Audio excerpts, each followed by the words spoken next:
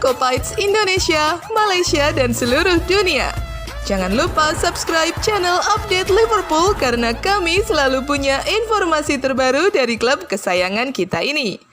Dan jangan lupa juga, kami akan mengadakan giveaway jersey terbaru tahap pertama pada hari Jumat minggu ketiga. Bagi yang mau ikutan bisa cek caranya di description box. Oke Kops, remember that you'll never walk alone. No debat, Haaland akui Van Dijk sebagai bek terbaik dunia. Pemburu Borussia Dortmund Erling Haaland mengaku tak takut pada siapapun, namun ia mengisyaratkan segan pada bek Liverpool Virgil van Dijk yang ia nilai sebagai bek terbaik di dunia saat ini.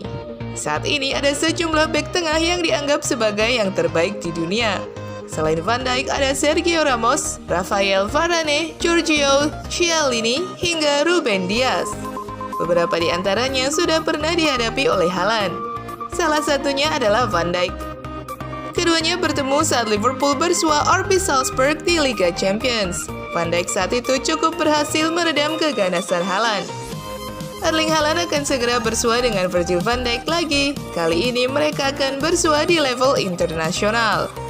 Sebab Norwegia akan bersua Belanda di kualifikasi Piala Dunia 2022. Jelang laga tersebut, Haaland mengakui bahwa Van Dijk adalah bek terbaik di dunia saat ini. Saya tidak terlalu takut pada siapapun. Saya pikir ia adalah bek terbaik. Saya pikir beberapa orang lain di ruangan itu setuju dengan saya tentang hal ini. Ia cepat, kuat, dan cerdas. Dan ada 3 hal yang penting yang harus Anda miliki untuk jadi bek terbaik dunia. Saya telah bermain melawannya 2 kali. Saya telah mengatakan bahwa ia adalah yang terbaik yang pernah saya temui. Ia adalah pemain yang bagus, jadi kami harus mencoba bermain di sekitarnya.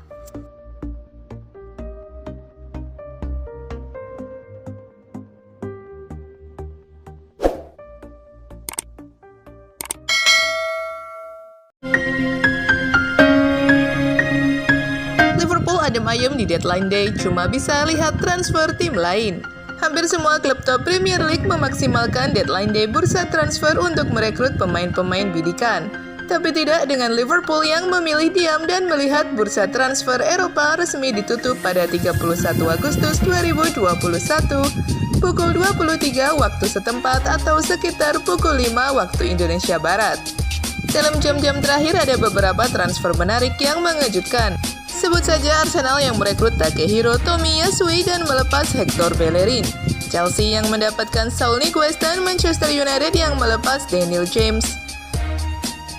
Liverpool di sisi lain tampaknya sangat percaya dengan kualitas skuad yang sekarang. Jurgen Klopp siap memasuki musim baru dengan skuad yang tidak jauh berbeda.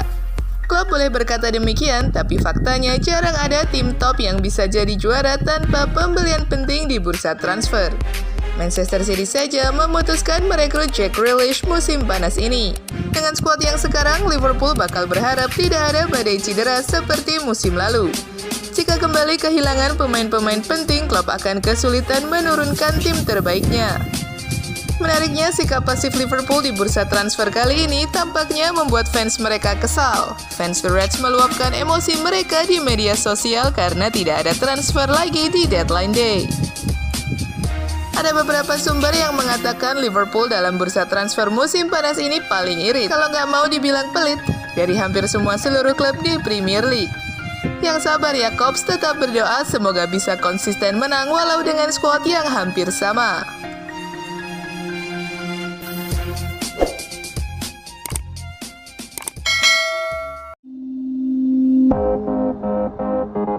Kabar buruk Kops, Roberto Firmino bakal absen di laga pembukaan UCL 2021-2022. Sebuah kabar kurang baik datang bagi Liverpool. Penyerang mereka Roberto Firmino akan menepi cukup lama akibat mengalami cedera.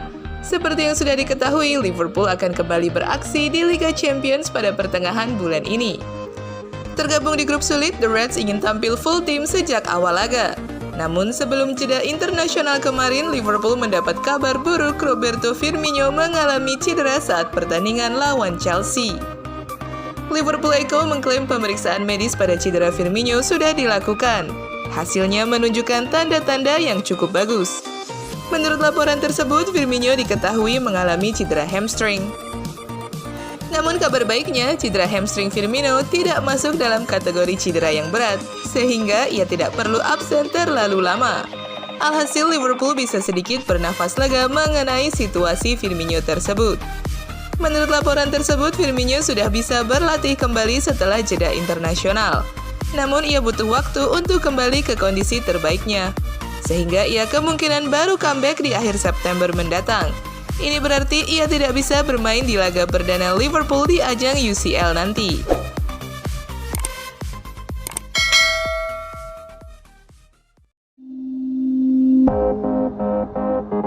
Mengapa Liverpool di bursa transfer kali ini terkesan irit? Berikut ulasan lengkapnya. Liverpool tidak ambil bagian dalam riuh hari terakhir bursa transfer awal musim 2021-2022 atau deadline day. Lantas apa yang terjadi? Apakah The Reds tidak punya uang untuk membeli pemain? Klub-klub Premier League terlibat dalam sejumlah transaksi penting pada awal musim ini. Manchester United membawa pulang Cristiano Ronaldo setelah 12 tahun lalu hengkang dari Old Trafford. Chelsea membeli Romelu Lukaku dengan harga sangat mahal. Manchester City menjadikan Jack Grealish sebagai pemain Inggris paling mahal. Sedangkan Arsenal jadi tim paling boros dengan pengeluaran hingga 2,7 triliun rupiah. Liverpool tidak sepenuhnya pasif pada bursa transfer awal musim 2021-2022 ini.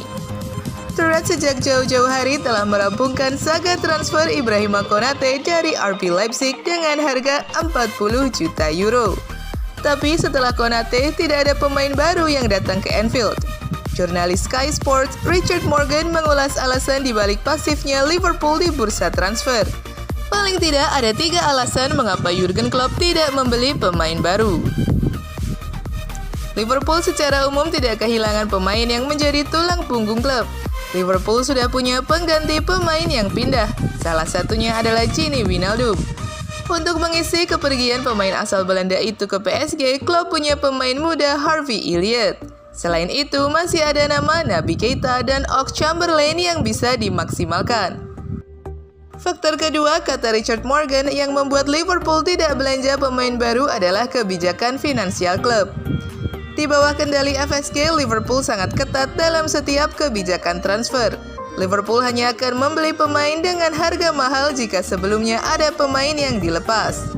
Liverpool membeli Virgil van Dijk, Alisson, dan beberapa pemain lain dari penjualan Philippe Coutinho ke Barcelona. Liverpool selalu berusaha mendapatkan keseimbangan finansial yang bagus. Faktor ketiga adalah skala prioritas dari kebijakan klub. Saat ini yang menjadi prioritas Liverpool bukan membeli pemain baru, melainkan memberi kontrak baru pada para pemain penting di klub. Liverpool memetakan dengan cermat situasi ini. Bukan hanya tentang siapa yang akan mendapat kontrak baru, tapi jumlah gaji yang didapatkan. Virgil van Dijk dan Jordan Henderson telah mendapatkan kontrak baru. Selain mereka berdua, nama-nama seperti Fabinho, Trent Alexander-Arnold, Sadio Mane, dan Mohamed Salah juga masuk dalam skala prioritas Liverpool.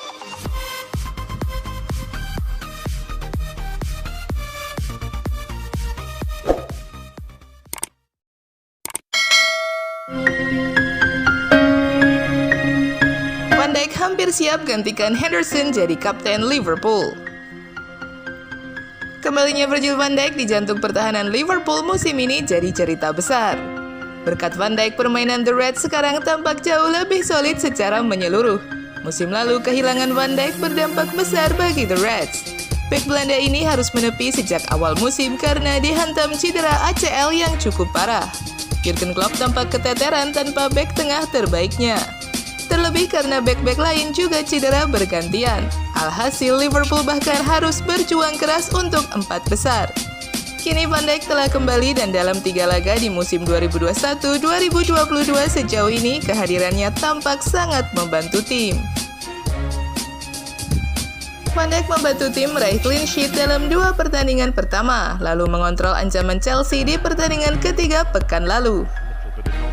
Dia membuat performa pemain lain jadi lebih stabil dan solid. Performa Van Dijk tak luput dari perhatian Mark Lawrenson, mantan bek Liverpool. Dia jadi teringat mantan rekan setimnya Alan Hansen ketika melihat Van Dijk membuat segalanya tampak mudah. Olahraga ini terlalu mudah bagi Van Dijk. Ini sama seperti ketika Hansen bermain, sungguh terlalu mudah. Lawrenson yakin kembalinya Van Dijk berdampak besar terhadap bek tengah lainnya. Ia mengibaratkan Van Dijk seperti mobil mewah Rolls-Royce yang tangguh, bersih, dan membuat semua orang jadi percaya diri. Dia adalah Rolls-Royce-nya bek tengah. Dia juga memberikan efek luar biasa untuk Joel Matip. Matip jadi pemain yang jauh lebih baik saat bermain di samping dia. Ketika bermain dengan Van Dijk, Matip berani keluar dan bermain. Dia naik dan membantu para gelandang juga mengganggu lawan. Ini sangat-sangat bagus.